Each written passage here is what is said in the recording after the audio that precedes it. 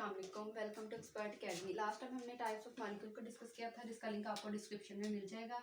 आज हम Avogadro's number की बात करते हैं। एवोगैड्रोस एक साइंटिस्ट का नेम है। नंबर से मीन कोई भी वैल्यू, और जो वैल्यू है वो है एवोगैड्रोस नंबर की 6.02 इंटू 10⁻23 और ये पॉजिटिव में है। अब हम सबसे पहले इसकी डेफिनेशन को देखते हैं, लेकिन उससे पहले अगर हम डेली रूटीन में बात करें तो हम 12 का वर्ड यूज करते हैं, या दूसरा हम दर्जन की बात करते हैं। जब भी हम एक दर्जन की बात करते हैं तो हमारे माइंड में 12 आता है कि कोई भी चीज है उसके कितने हमारे पास 6 पेयर हो सकते हैं। और अगर हम पेयर की बात करें किसी भी चीज के तो हमारे माइंड में 2 आता है। ओके, तो इसलिए जब भी हम एवोगैड्रोस नंबर की बात करेंगे तो एवोगैड्रोस नंबर से आपके माइंड में ये वाले नंबर्स आने चाहिए, जो क्या है 6.02 इंटू 10⁻23। तो अब हम डेफिनेशन की बात करते हैं। इस साइंटिस्ट ने ये कहा है कि जब भी आप किसी चीज का 1 मोल लेते हैं तो वो क्या होता है, वो उस सब्सटेंस के एटम्स, मॉलिक्यूल्स, फार्मूला यूनिट्स और अकॉर्डिंग टू दिस साइंटिस्ट कि किसी भी चीज का 1 मोल ले लो आप, उसमें आपके पास 6.02 इंटू 10⁻23 एटम्स हो सकते हैं, फार्मूला यूनिट्स हो सकते हैं, मॉलिक्यूल्स हो सकते हैं और आयनिक स्पीशीज हो सकती हैं। अब इसके अकॉर्डिंग डेफिनेशन लिखते हैं जो सिंपल है और इजी भी है। नंबर ऑफ पार्टिकल्स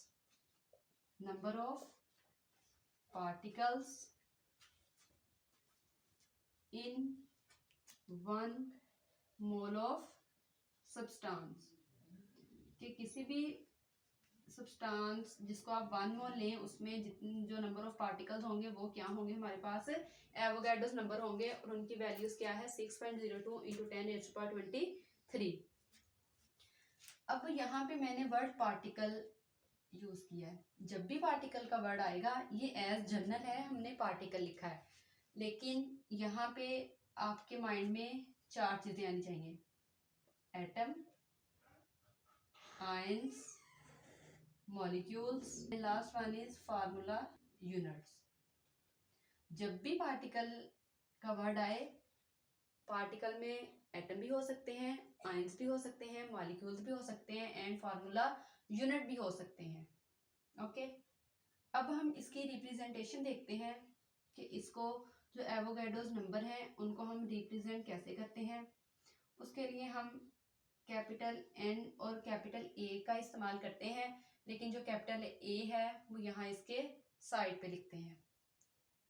अब हम इसके वैल्यूज की बात करते हैं, जो मैंने आपको पहले भी ऊपर बता दी है कि ये कितनी वैल्यू है इसकी 6.02 इंटू 10⁻23 और ये पॉजिटिव में है। ओके, अगर यहाँ पे हम 10 ना लगाए तो यहाँ पे कितने जीरो होंगे, 23, जिनको काउंट करना बहुत ही मुश्किल है। ओके, तो ये गिनना और चीज होती है, कैलकुलेशन करना और चीज होती है। तो इस साइंटिस्ट ने इसकी ये कैलकुलेशन की है, इनको गिना नहीं है। ओके, तो आपने इसको अपने माइंड में रखना है। ये मोस्ट इंपॉर्टेंट शॉर्ट क्वेश्चन है, इसमें से लॉन्ग क्वेश्चन नहीं आता। शॉर्ट क्वेश्चन में आप इसकी डेफिनेशन लिखेंगे, उसकी रिप्रेजेंटेशन लिखेंगे, उसकी वैल्यूज लिखेंगे। ओके, और साथ में आप एक एग्जाम्पल दे देंगे और आपका शॉर्ट क्वेश्चन 2 मार्क्स का, आपको 2 नंबर वो दे देगा। इसके अलावा इसमें एक क्वेश्चन आता है, उसको हम लास्ट में डिस्कस करते हैं, जो मोस्ट इंपॉर्टेंट है। अब हम यहाँ पे इसके फॉर्मूले की बात करते हैं। इसके फॉर्मूले की बात करें, एवोगैड्रोस नंबर का फॉर्मूला है कि अगर आप किसी भी नंबर ऑफ पार्टिकल्स को फाइंड करना चाहते हैं, पार्टिकल्स मीन एटम्स के नंबर, आयंस के नंबर, मॉलिक्यूल्स के या फार्मूला यूनिट के, देन आप क्या लिखेंगे, number of particles is equal to mole. आप उस सब्सटेंस के मोल लेंगे और आप उसे एवोगैड्रोस की जो वैल्यू है उससे मल्टीप्लाई कर देंगे। अब यहाँ पे मोल की जगह आप मोल का फार्मूला भी पुट कर सकते हैं, ये सेम एज इट ऐसे ही आ जाएगा। मोल का फार्मूला होता है मास ऑफ अ सब्सटेंस के जिस भी यहाँ से किसी जो भी आप सब्सटेंस उठा रहे हैं उसका आप मास लेंगे और उसको आप मोलर मास पे डिवाइड कर देंगे। मोलर मास पे डिवाइड कर देंगे और उससे आप एवोगाड्रो से मल्टीप्लाई कर देंगे तो आपके पास नंबर ऑफ पार्टिकल्स आ जाएंगे। अब यहाँ पे मैं कुछ एग्जांपल्स में आपको वन बाय वन करके बताती हूँ। जैसे मैंने आपको बताया कि इसका फार्मूला है